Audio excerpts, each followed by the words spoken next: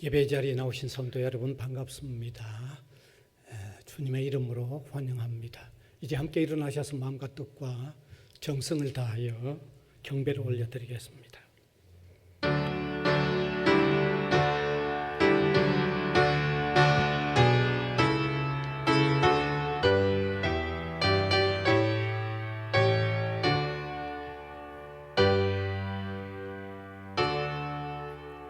우리의 산성과 방패가 되셔서 우리를 인도하시고 보호하시고 또 영원한 세계로 궁극적인 승리로 인도해 가시는 하나님의 은혜와 사랑 가운데 살아가게 하여 주시는 것을 감사를 드립니다.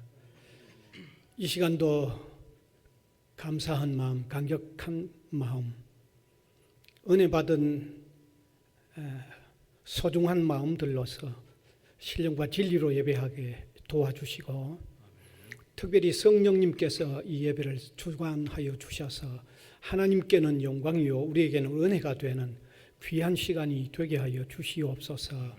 예수님 이름으로 기원하옵나이다. 아멘.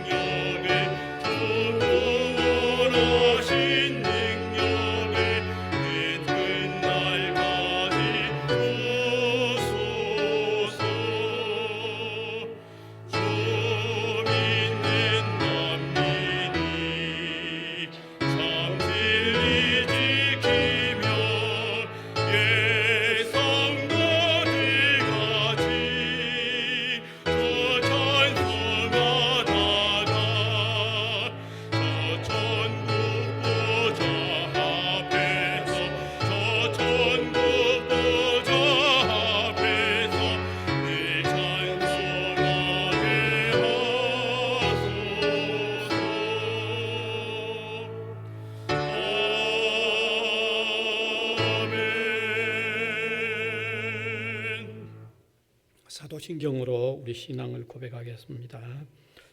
전능하사 천지를 만드신 하나님 아버지를 내가 믿사오며 그 외아들 우리 주 예수 그리스도를 믿사오니 이는 성령으로 잉태하사 동정녀 마리아에게 나시고 본디오 빌라도에게 고난을 받으사 십자가에 못 박혀 죽으시고 장사한 지 사흘 만에 죽은 자 가운데서 다시 살아나시며 하늘에 오르사 전능하신 하나님 우편에 앉아 계시다가 저리로서 산 자와 죽은 자를 심판하러 오시리라. 성령을 믿사오며 거룩한 공회와 성도가 서로 교통하는 것과 죄를 사하여 주시는 것과 몸이 다시 사는 것과 영원히 사는 것을 믿사옵나이다. 아멘. 자, 앉으셔서 성시교독 28번 시편 63편입니다. 하나님이여, 주는 나의 하나님이시라. 내가 간절히 주를 찾되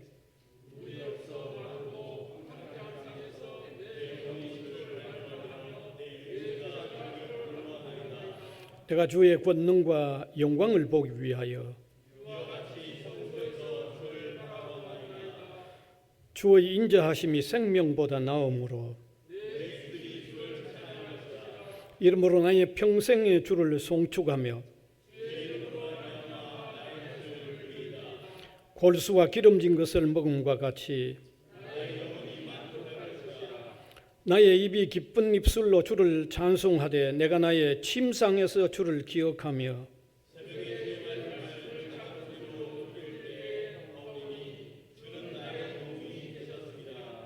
내가 주의 날개 그늘에서 즐겁게 부르리이다. 아멘.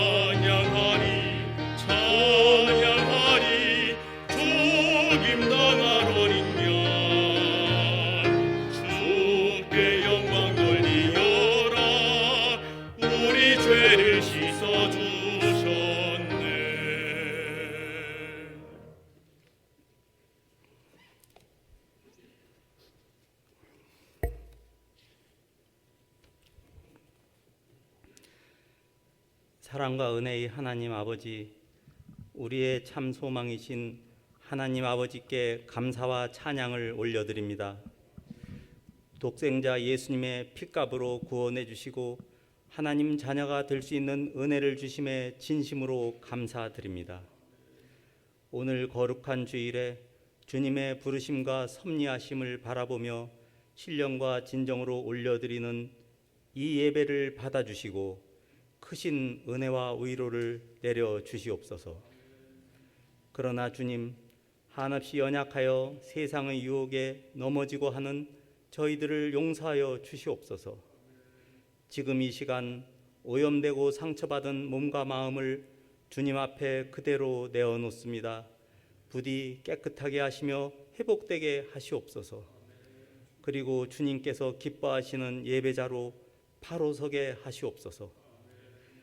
전능하신 하나님 아버지, 지금 코로나19 전염병이 전 세계에 창궐하고 있습니다. 이 질병이 시작된 지 반년이 넘었지만 확산의 기세가 멈추지 않고 있습니다. 국가와 국가의 왕래와 교역의 길이 막혀가고 사람과 사람의 모임이 어려워지면서 많은 시련을 주고 있습니다. 이 전염병도 역사의 주관자이신 하나님의 뜻 가운데 있음을 깨닫습니다. 전염병이 내 백성 가운데 유행하게 할 때 내 이름으로 일컫는 내 백성이 그들의 악한 길에서 떠나 스스로 낮추고 기도하여 내 얼굴을 찾으면 내가 하늘에서 듣고 그들의 죄를 사하고 그 땅을 고칠지라 라고 여호와께서 약속하셨습니다. 먼저 이 나라와 백성들이 주님의 언약에 순종하여 구원의 길이 열리게 하여 주시옵소서. 이 전염병의 재앙이 가혹한 벌이 아니고 죄에 빠져 있는 우리를 구원하시는 하나님의 역사하심이 되게 하시옵소서. 주님, 회개의 기도를 드립니다. 전염병도 우리의 힘으로 이길 수 있을 것이라는 오만을 회개합니다. 교회의 문이 닫히고 공예배가 멈춰졌던 상황에서 눈물을 흘리지 않았음을 회개합니다. 어쩔 수 없이 하게 된 인터넷 예배에서도 예수님을 만나려는 철실한 마음을 가지지 못했음을 회개합니다. 우리에게 맡겨주신 전도와 봉사의 사명이 끊어지는 것을 보면서도 애통하며 기도하지 못했음을 회개합니다. 주님, 이제라도 겸손하게 악한 길에서 떠나 스스로를 낮추고 기도하여 하나님의 얼굴을 볼 수 있는 은혜를 주시옵소서. 교회의 주인이 되시는 하나님, 주님의 몸된 부산외대 대학교회를 사랑하심에 감사드립니다. 우리 교회가 캠퍼스의 복음 전파와 지역사회 선교라는 소명을 갖게 됨에 감사드립니다. 모든 기관과 성도들이 성령 안에서 하나 되게 하여 주시고 섬김과 믿음의 본을 보이며 빛과 소금의 역할을 온전히 감당하는 아름다운 공동체가 되게 하여 주시옵소서. 오늘 말씀을 전하실 이복수 목사님을 성령의 권능으로 붙잡아 주셔서 하나님의 음성을 듣게 하시고 말씀대로 살아가는 우리 모두가 되게 하시옵소서. 올려드리는 찬양이 하나님의 영광이 되어 구속받는 기쁨이 넘치게 하여 주시고 봉사하는 모든 손길부에도 크신 축복을 내려 주시옵소서. 오늘의 예배를 통하여 저희들 모두에게 주님이 친히 찾아오셔서 시련은 희망이 되고 어려움은 해결되며 질병에서는 완전한 치유를 경험하는 은혜를 주시옵소서. 존귀하신 예수 그리스도의 이름으로 간절히 기도드립니다. 아멘.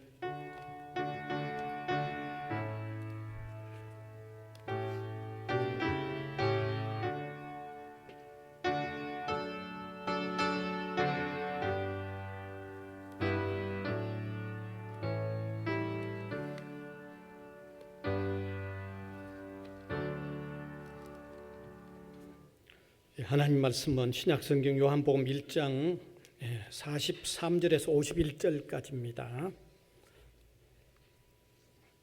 요한복음 1장 43절에서 51절까지 제가 한 절, 우리 회중이 한 절 교독해서 읽어 내려가겠습니다.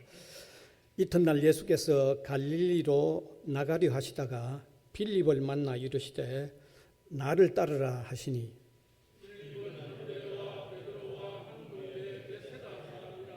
빌립이 나다나엘을 찾아 이르되 모세가 율법에 기록하였고 여러 선지자가 기록한 그 이름을 우리가 만났으니 요셉의 아들 나사렛 예수니라.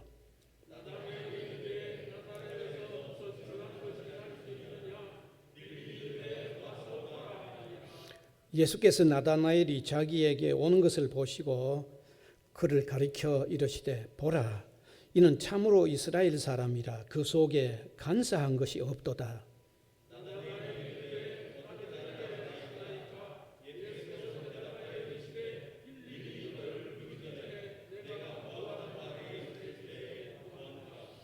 나다나엘이 대답하되 랍비여 당신은 하나님의 아들이시요 당신은 이스라엘의 임금이로소이다.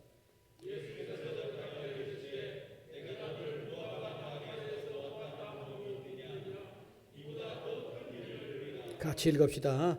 또 이르시되 진실로 진실로 너희에게 이르노니 하늘이 열리고 하나님의 사자들이 인자 위에 오르락 내리락 하는 것을 보리라 하시니라. 아멘.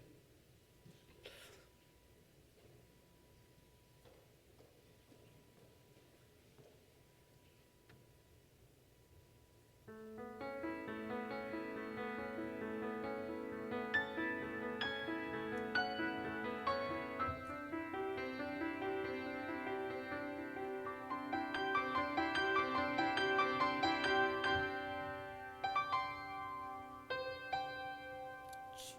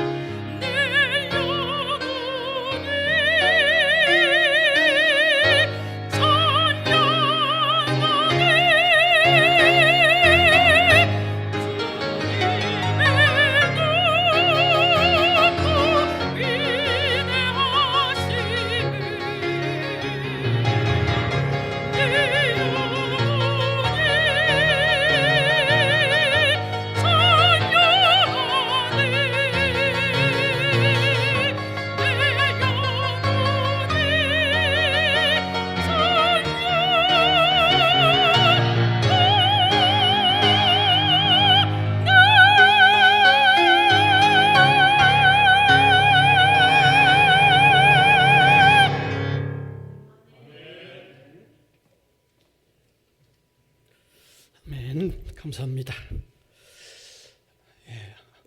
이 본문으로 이미 제가 2차례 설교를 했습니다. 첫 번째는 복음 전도의 대원리와 기본 단위라는 주제가 되겠습니다. 아마 기억을 하실 겁니다. 예수님이 제자들을 불러 모으는 그 초기의 과정에 예수님을 먼저 만난 빌립이 아직도 예수님을 모르는 나다나엘에게 가서 예수님을 소개하는, 그것으로 통하여 복음 전도의 대원리 혹은 기본 단위는 예수님을 먼저 만나 아는 사람이 모르는 사람에게 전하는 것이라고 말씀을 드렸습니다. 그 다음에 두 번째 설교는 와 보라는 주제였습니다. 아마 기억을 하실 겁니다. 지난주입니다. 빌립이 나다나엘을 찾아가서 예수님을 소개했을 때 이 나다나엘이 자기의 선입관을 가지고 그 예수를 하찮게 폄하하는 이야기를 했습니다. 그때 빌립이 그래, 그러면 가보자, 와보라는 그런 말씀을 했죠.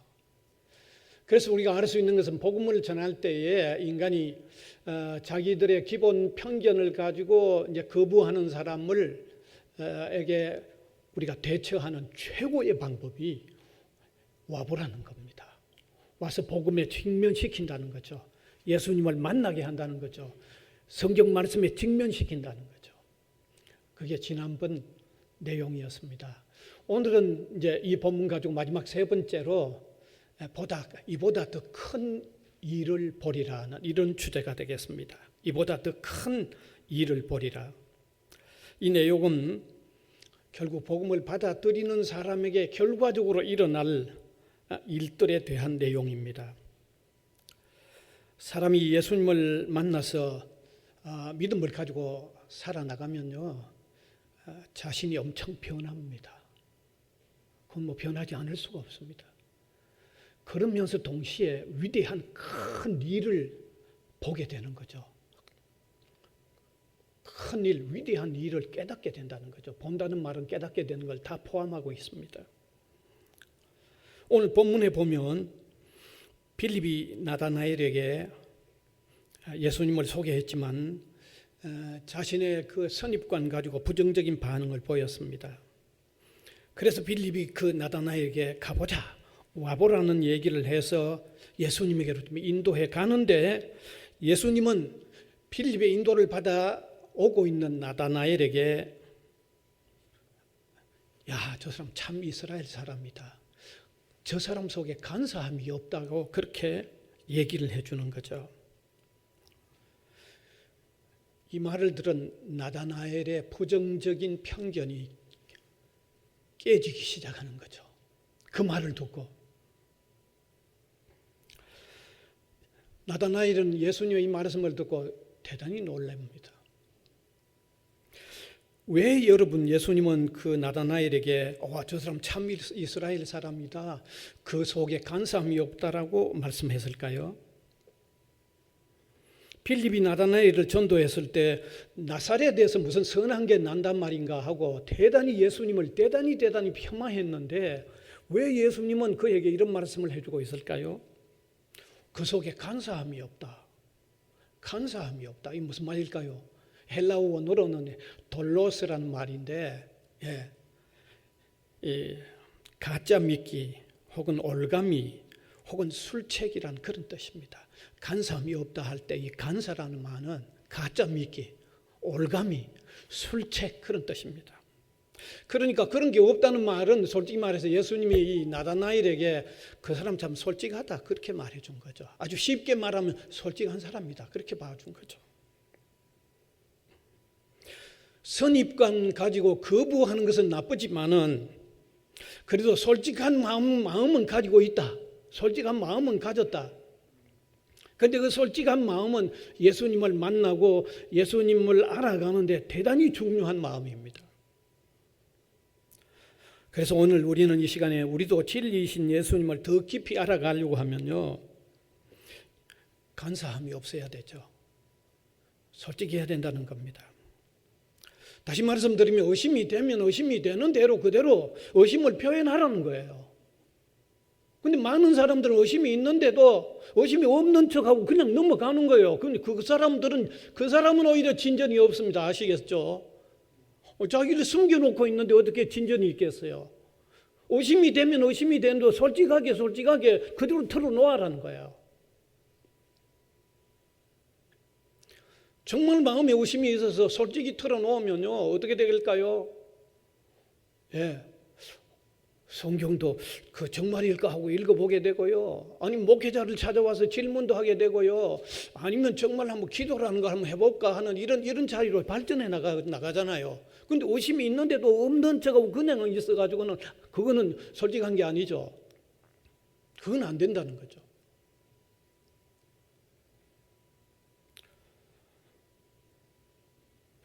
일단 이 나다나엘은요 주님으로부터 참 이스라엘 사람이다, 그 속에 간사함이 없다는 말을 듣고 대단히 놀랐습니다. 그래서 그는 주님에게 이렇게 묻습니다.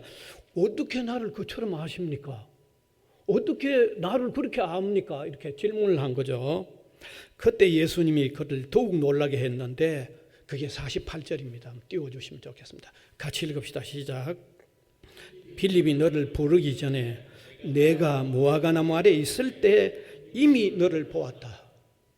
이건 두 번 놀라는 거죠. 아주 이건 대단히 놀라운 말이죠. 아주 결정적인 진전이 일어나는 놀라움을 가지게 된 거죠. 그래서 그가 예수님을 향하여 진지한 고백이 터져 나왔는데 그게 49절입니다. 49절 띄워주시고 같이 읽읍시다. 시작. 나다나엘이 대답하되 랍비여 당신은 하나님의 아들이시요 당신은 이스라엘의 임금이로소이다. 하나님의 아들입니다. 이스라엘의 임금이십니다. 이 뭡니까? 무슨 고백입니까? 주님을 영접하게 되는, 주님을 구주로 영접하게 되는 고백이죠.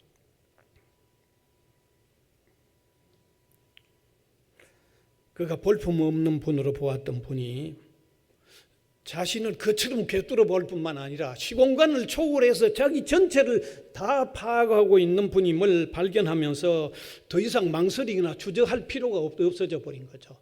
더 이상 망설이거나 주저할 필요가 없죠. 아니 무화과나무 아래 있을 때 그때 그것까지도 다 알고 있는 분 같으면 내 모든 정폭을 다 알겠다고 하는 것이 깨달아질 때 더 이상 버틸 수가 없었던 거죠. 주님을 고백하게 된 거죠. 여러분, 솔직한 마음과 신앙, 이건 정말 관계가 있는 줄 아시기를 바랍니다. 오해는 하지 마세요.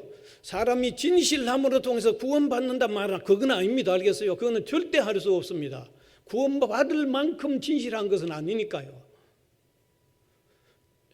솔직한 것하고 신앙과 관계가 있다는 말은 진실함이 구원받는 요건이 될 수 있다는 그 말이 절대 아니고, 적어도 한 사람이 예수 그리스도를 구주로 영접하는 그 과정에는 그야말로 솔직해진다는 거예요. 그걸 말하는 거예요. 예수 그리스도를 구주로 영접하는 그 과정에는요 반드시 솔직해져요. 반드시 솔직해져야 돼요. 솔직 안 하면 주님의 영접을 못합니다. 안 됩니다.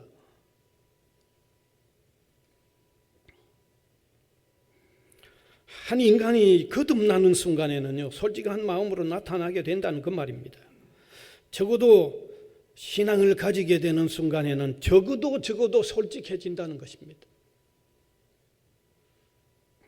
그래서 이 시간에 아직도 주님을 영접하지 못한 사람들은요 반드시 아시기 바랍니다. 진정으로 영접하는 그 순간에는 반드시 솔직하게 자신을 파악하고 내놓게 된다는 겁니다.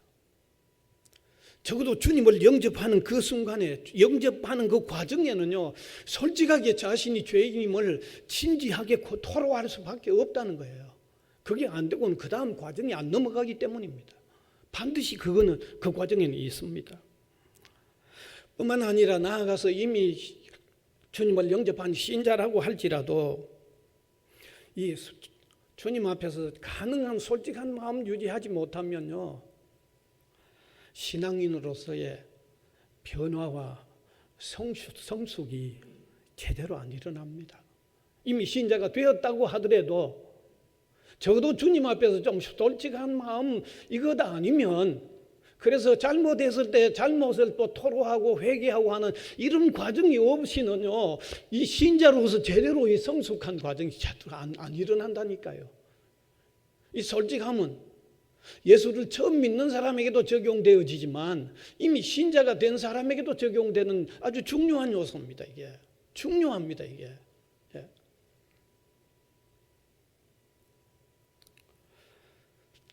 저는 이런 점에서 참, 저를 포함한 우리 한국의 성도님들이 참 이 점에서 참 조금 아쉬워요. 좀 아쉬워요.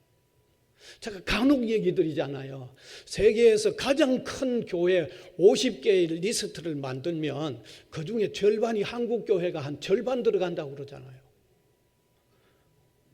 이건 대단하죠. 조그만 나라에 전 세계 교회, 큰 교회 50개 뽑는데 그 가정에 절반이 한국 교회가 들어간다면 엄청나죠. 그런데 외국의 신학자들이 한국 교회 성도를 평가할 때 어떻게 평가하는지 압니까? 한국 교회 성도들에게는 기복적인 신앙이 강해서 복을 받아야 된다는 것은 대단히 열렬한데 좀 바르게 살려고 하는 문제는 좀 부족하다는 그 얘기를 외국의 신학자들이 평가하고 있잖아요. 근데 그게 제가 봐도 좀 그렇잖아요. 저 자신을 봐도 좀 그런 것 같아.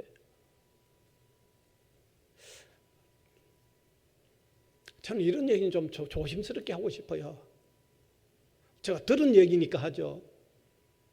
기독교 문화가 좀 오래되어진 서구 사회에 불신자가, 그러니까 서구 사회에 기독교 문화에 젖어 있는 불신자가 한국의 신자보다 좀 더 바르게 사는 것 같다는 이런 평을 하는데, 제가 들으면서 참 가슴 아픈 평이다, 그렇게 느낍니다.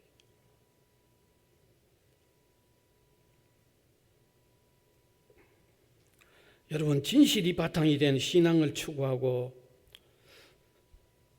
진실이 바탕이 된 성도로서 우리가 주님 앞에 사는 일이 참 필요하다는 것을 이 시간에 한번 더 절감했으면 좋겠습니다. 이것이 신앙 세계에 들어올까 말까 하는 사람에게는 반드시 솔직한 게 한번 있어야 그 문을 넘고 들어오게 되고요. 이미 신앙생활하는 우리도 그 과정이 좀 더 분명할 때 점점 더 변화되어 가는 게 속도가 붙고 더 아주 강력하게 이루어진다고 하는 사실을 같이 한번 깨닫는 저와 여러분, 우리 성도들이 되시길 바랍니다.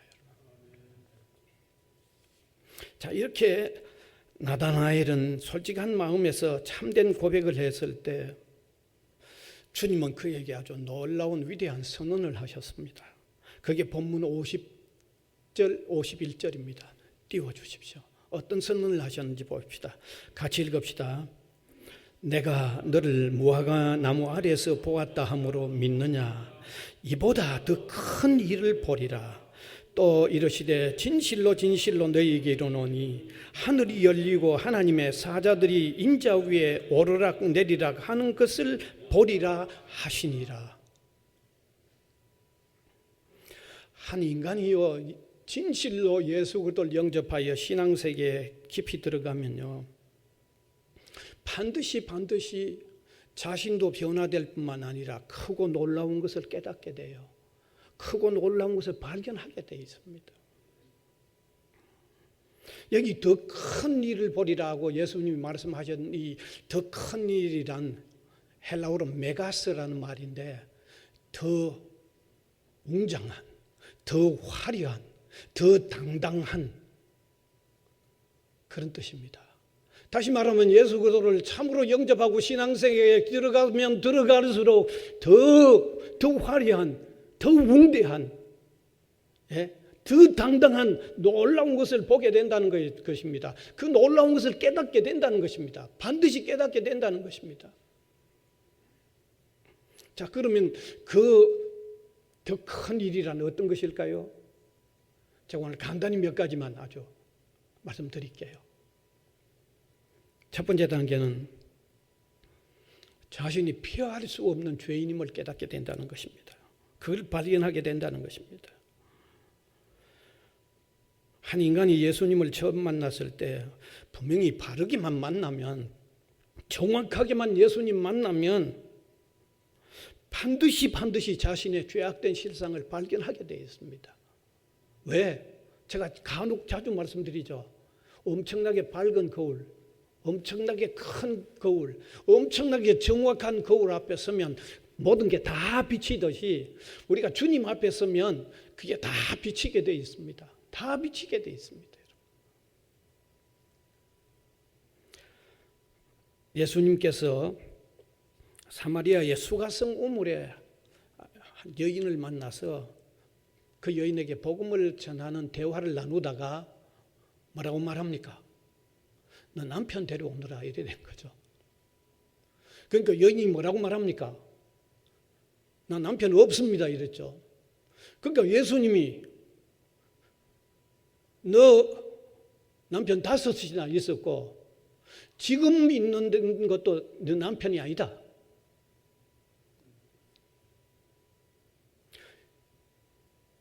어떻게 이렇게 다 정확하게 어떻게 알았는지 그대로 지적해버렸죠. 그러니까 그 여인이 놀라서 마을로 뛰어 들어가면서 뭐라고 했는지 보면 압니다. 예, 한번 띄워주시면 좋겠네요. 네, 이게 요한복음 4장 29절인데 한번 제가 의미로 한번 바꿔보았습니다. 같이 읽읍시다. 시작. 마을 사람들아, 나의 행한 모든 일을 그대로 밝혀내는 사람을 와 보시오. 이 사람이 그리스도가 아니겠어요? 예. 나의 행한 것 모든 것 다 이렇게 정확하게 밝히는 이분이 아마 그리스도가 아니겠냐 하고 마을로 뛰어 들어가면서 마을 사람들에게 아주 소리 질렀어요. 외쳤어요. 여기 나다나엘이 모가나무 아래에 있을 때 너를 보았다는 지적도 그의 모든 과거, 예, 그는 뭐 숨긴다고 숨겼겠지만 그대로 다 들추어내는 아주 실상의 지적이었죠. 그런데 사람이 이러한 지적에 머리를 숙일 때부터 큰 일을 보게 되는 거죠.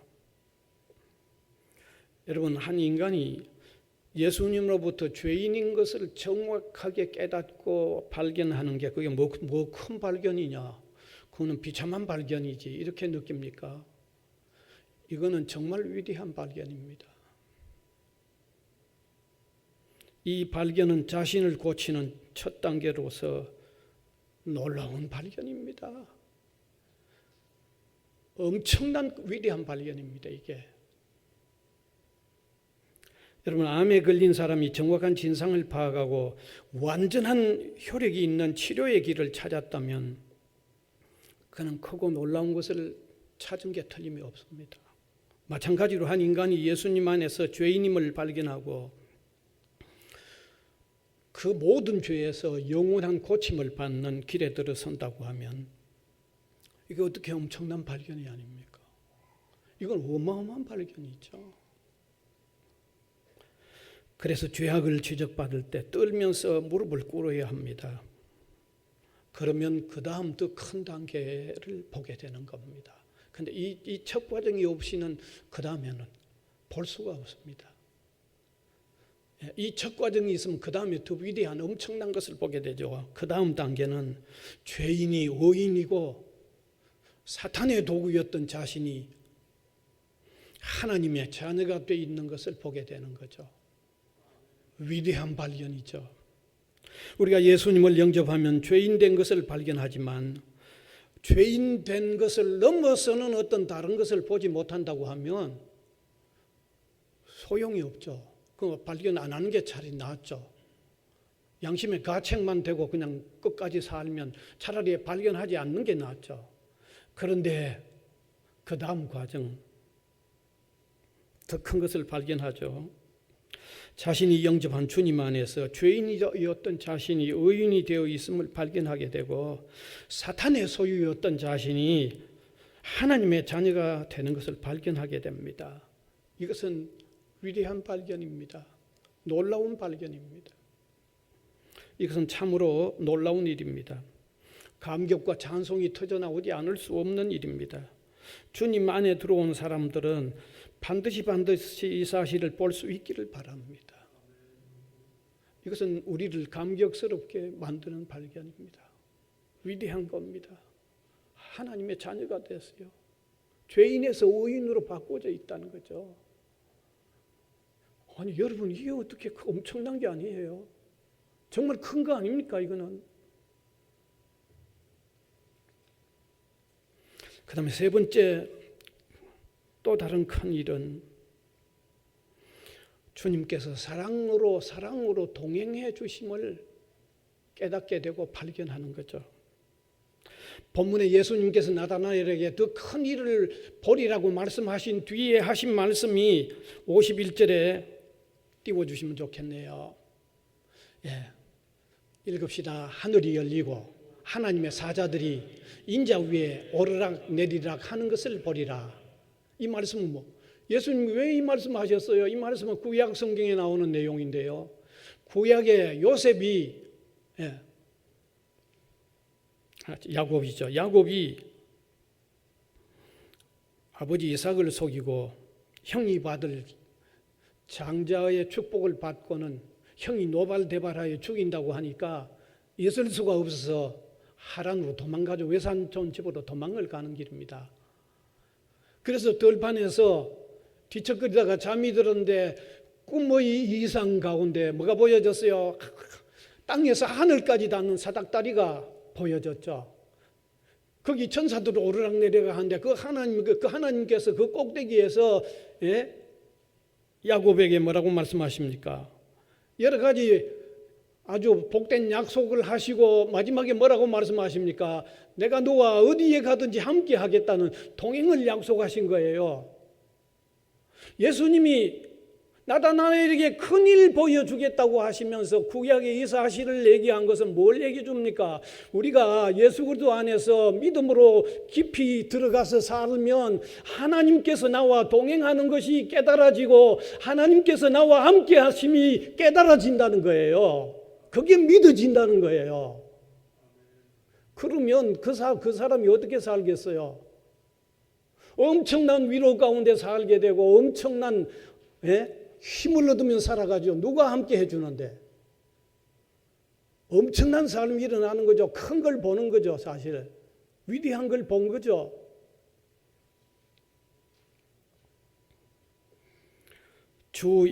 주후 AD 200년에서 300년 사이에 아타나시오스라고 하는 사람이 아주 유명한 사람이죠. 예수님의 신성을 성경대로 주장을 했는데 그 주장 때문에 그걸 반대하는 사람들로부터 20년 동안 핍박을 받았어요. 온 세상이 그를 대적하는 듯한 그런 상황이었는데도 뭘 깨달았어요? 하나님이 동행한다. 하나님이 나와 사랑으로 나와 함께 하신다는 게 깨달아졌을 때 그가 이렇게 외쳤어요. 온 세상이 나를 반대하느냐?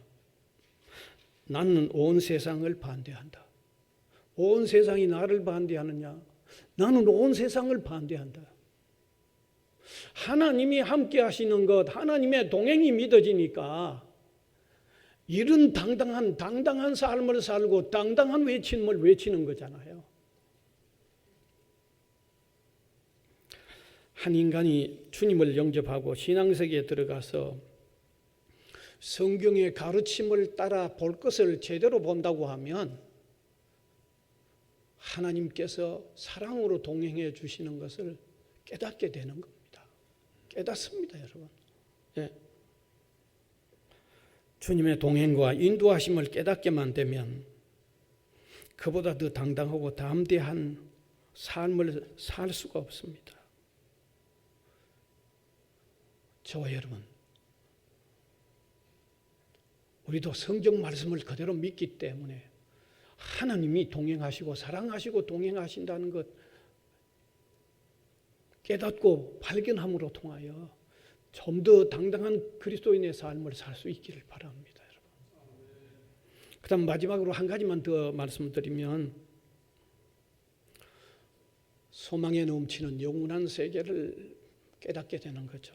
보게 되는 것하고 깨닫는 것하고 막 같은 것으로 생각하면 됩니다. 신자가 진실로 하나님의 말씀을 받아들이면 결국 영생하는 영원한 세계의 놀라움을 보게 됩니다. 이것은 성도가 구원받게 될 때 구원의 최종성을 미리 보게 되는 겁니다. 내세에 펼쳐질 영원한 소망의 세계를 미리 깨닫게 되고 보게 되는 거죠. 성경은 그 세계를 어떻게 얘기하고 있습니까? 요한계시록 읽어보면요,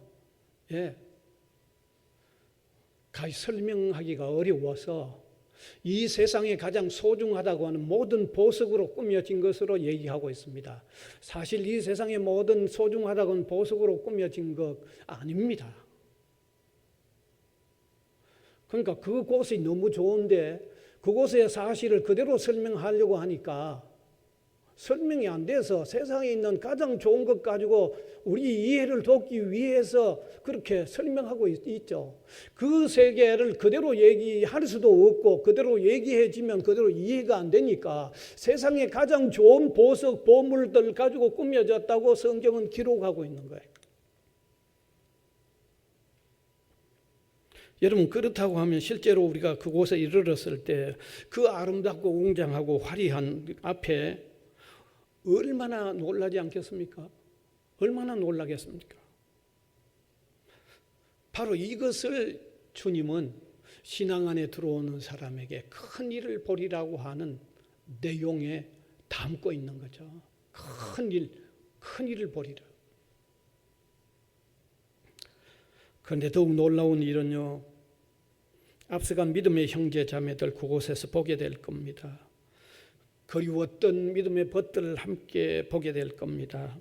노아나 아브라함이나 모세나 여호수아, 다니엘, 선지자들, 사도들, 믿음의 가족들 그곳에서 만나게 될 겁니다. 놀랄 겁니다. 그런데 더 놀라운 것은 우리가 그토록 사모하고 고대했던 주님을 그곳에서 볼 겁니다. 가장 그리워했던 분을 만나보게 될 겁니다. 천국의 그 엄청난 아름다움과 앞서간 성도들과 그리운 벗들을 만나는 그곳에서 주님을 보게 된다고 하면 우리는 놀라지 않을 수가 없을 겁니다. 그래서 사도 바울은 고린도후서 12장 4절에 띄워주시면 좋죠. 같이 읽읍시다. 그가 낙원에 이르러 이끌려가서 말할 수 없는 말을 들었으니 사람이 가히 이르지 못할 말이로다. 사도 바울이 잠깐 그것을 경험했죠. 그리고 성경에 가히 말을 못하겠다. 가히 말할 수 있는 요소가 아니라고까지 저기 얘기하고 있죠. 유명한 회셜포드라고 하는 분은 이런 말을 했습니다. 실제로 우리가 천국 가서 1000년을 지낸 후에도 그 놀라운 일들을 절반밖에는 더 말하지 못할 거다. 거기에서 우리가 1000년을 지내면서라도 그곳의 놀라운 일을 절반 얘기밖에는 우리가 못할 거다고 얘기를 하고 있죠. 네. 뿐만 아니라 우리가 그곳에 이르면 신앙인이라도 가질 수 있었던 모든 의문이 다 풀릴 겁니다. 다 풀릴 겁니다. 여기서 풀리면 안 되죠. 예.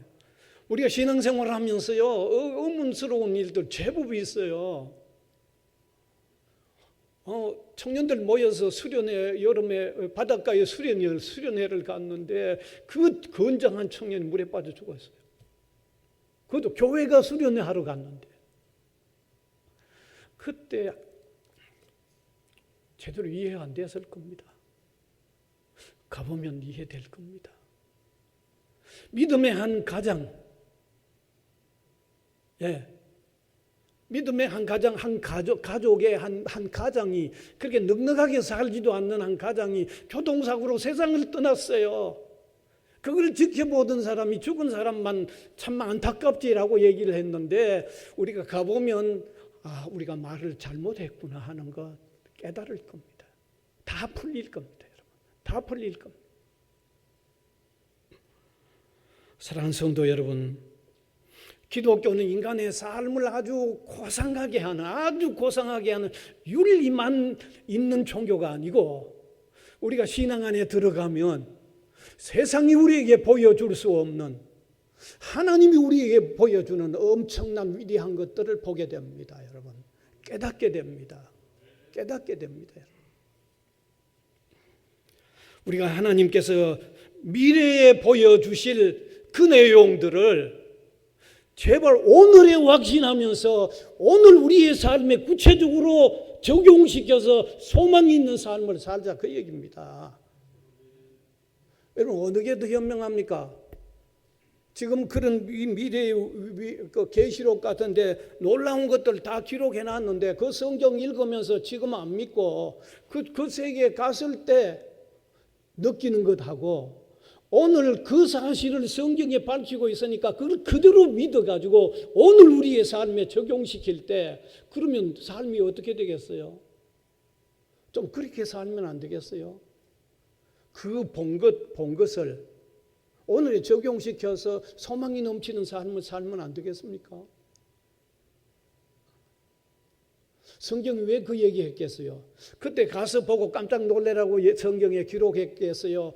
오늘에 하나님은 거짓말 하시지 않는 분이니까 그걸 그대로 믿고 그런 소망을 오늘의 삶에 구체적으로 적용시켜서 살아라고 성경에 기록해 놨겠어요? 어느 거겠어요? 어느 것일까요? 이제 말씀을 맺습니다. 예수님은 그를 믿는 사람에게 이렇게 큰 일을 보이시는 분입니다. 아울러 우리가 다른 사람에게 복음을 전하면 그에게 이런 큰 일을 보이는 일이 이루어집니다. 그러므로 우리의 전도는 이유 있는 전도고 해야 할 가치가 있는 일이라는 것을 함께 깨달았으면 좋겠습니다. 영국의 소설가이며 사상가인 엘전은 세계 문화사 되계라고 하는 그의 저서에 예수님의 위대함을 이렇게 기록하고 있습니다. 띄워주시면 같이 읽읍시다. 이 갈릴리 사람은 우리 인간의 적은 가슴이 받아 감당하기에는 너무나 위대하였다.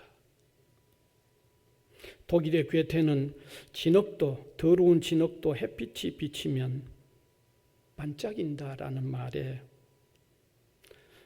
CCC 운동을 펼쳤던 김중권 박사는 띄워주시면 좋겠네요. 같이 읽읍시다. 예수의 빛이 비치면 반짝이게 된다. 예, 앞에 좀 빠졌네요. 더러운 인간도 붙어 있어요. 예수의 빛이 비치면 반짝이게 된다고 그랬습니다. 예수 그리스도에게만 소망이 있습니다. 예수 그리스도에게만 진정 위대한 볼거리가 있습니다. 우리가 그분 안에서 즐거워하며 그분을 전해야 하는 이유를 가지고 즐겁게 외치고 전하는 이런 그리스도의 삶을 사는 저와 여러분이 될 수 있기를 바랍니다. 은혜의 주님 감사를 드립니다. 오늘도 하나님의 말씀으로 통하여 또 놀라운 사실들을 또 깨달으며 또 신앙적인 격려가 주어지도록 인도해 주신 것을 감사를 드립니다. 우리가 복음을 전해야 한 놀라운 이유, 엄청난 이유를 제대로 파악하고 복음을 위하여 사는 신실한 하나님의 사람들이 되도록 은혜를 베풀어 주시옵소서. 예수님 이름으로 기도하옵나이다. 아멘.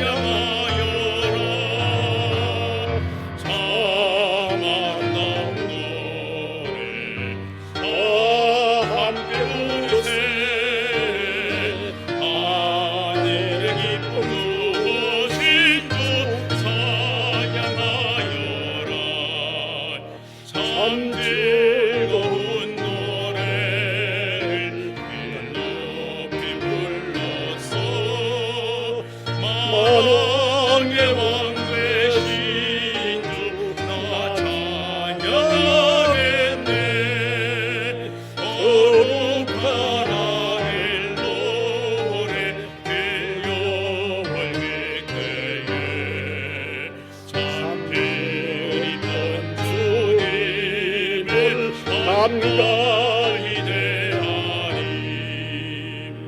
참 아름다운 노래 늘 높이 부르세 하늘의 소망 주신 주 찬양하여라 참 아름다운 노래 다 함께 부르세 하늘의 기쁨 주신 주 찬양하여라.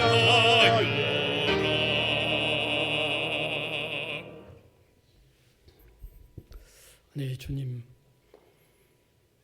힘겨운 세상의 삶 가운데 또 예배로 통하여 주님과 만남이 우리의 삶의 위로와 힘이 됩니다. 감사합니다.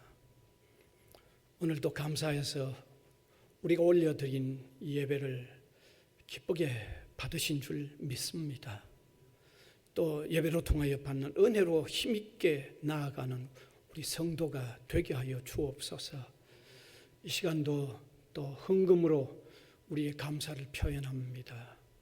하나님께서 귀한 복음 전파에 잘 쓰여지도록 주님 인도하여 주시고 우리 모든 성도들의 삶을 세밀히 관찰하시고 인도하시고 주님께 영광이 돌아가는 복된 삶들이 되게 하여 주옵소서.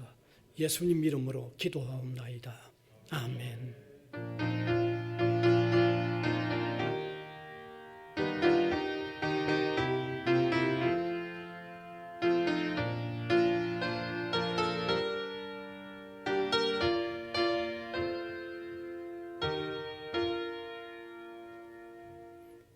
광고 시간입니다. 여전히 이제 철저한 방역 가운데 예배 드리고 있습니다. 이제는 정부는 또 우리 교회가 소모임까지 풀었는데 우리가 방역을 철저히 하면서 모이면 됩니다. 예배에 많이 참석하시길 바랍니다. 근데 수요 기도회는 아직도 그대로 영상 예배 진행하겠습니다. 그다음에 이제 오늘 주일부터 우리 초등부가 부모님들의 동의하에서 1층에서 모입니다. 그러니까 또 월요일부터는 가는 또 그것도 있습니다. 유치부는 영상으로 여러분이 성경학교를 합니다. 이런 일들을 위해서도 기도해 주시면 좋겠습니다. 오늘도 식당은 우리가 사용할 수 없어서 아주 좀 맛있는 또 샌드위치하고 빵을 준비했습니다. 한 분도 빠짐없이 받아가시면 되겠습니다. 오늘 충분히 여유가 좀 있을 것 같습니다. 자, 그러면 다 같이 일어나셔서 635장 찬송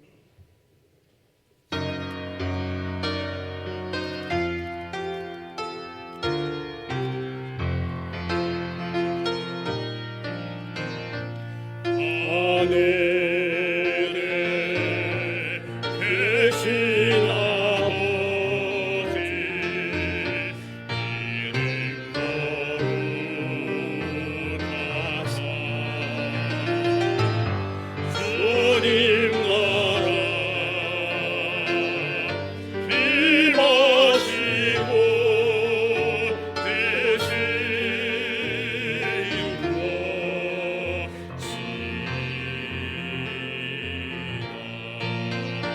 일용할 양식 주시고 우리들의 분죄 다 용서하시고 전시험에 되게 하시고 악에서 돌아서서 내게 주의 나라 주의 권세 주의 영광 영원히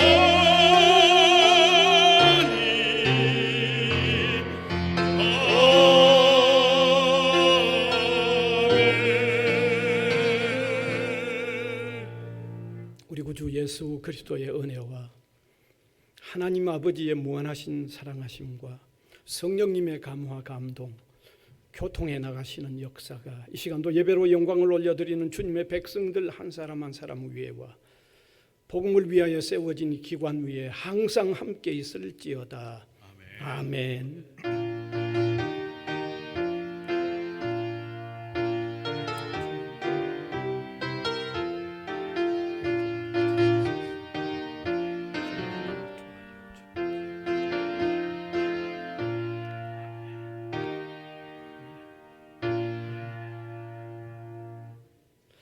스바냐 3장 17절 부르겠습니다.